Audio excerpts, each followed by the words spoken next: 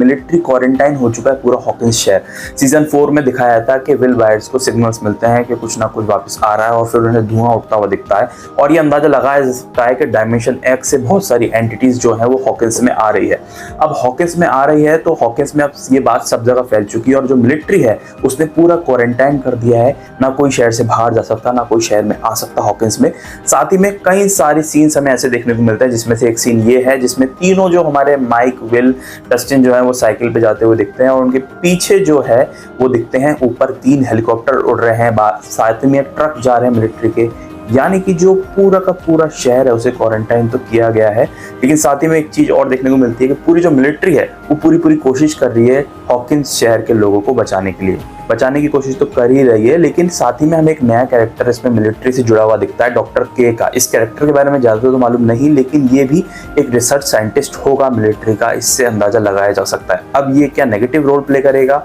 और शायद नेगेटिव ना ही करे क्योंकि देखने से हमें समझ में आ जाता है।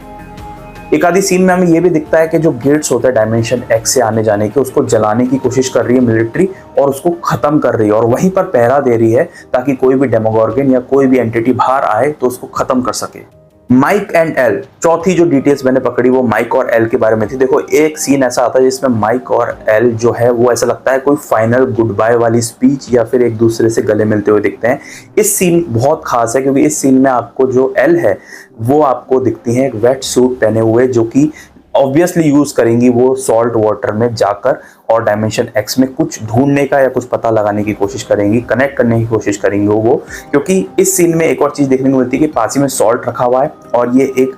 वाटर टब के ऊपर बैठे हुए हैं जिसमें उसके बाद सॉल्ट डाला जाएगा, सॉल्ट कंसंट्रेशन बढ़ाई जाएगी और जो एल है वो अंदर जाएगी। ये आगे जाकर आपको टीजर में और सीन भी दिख जाता है जिसमें एल अंदर जा रही होती है और ये सीन बहुत खास है क्योंकि ये एक बहुत इंपॉर्टेंट पोजीशन का हो सकता है जिसमें जो एल है वो दूसरे डायमेंशन में जाने की कोशिश कर रही है और मे बी वो मैक्स को ढूंढने की कोशिश कर रही है या फिर वो कुछ और पता लगाने की कोशिश कर रही है। लेकिन इसके बाद जो एक और सीन बहुत इंपॉर्टेंट आता है वो ये है कि एल और हॉपर किसी मिशन पर हैं। देखो स्ट्रेंजर थिंग्स की ये थ्योरी हमेशा से रही है कि जो स्ट्रेंजर थिंग्स में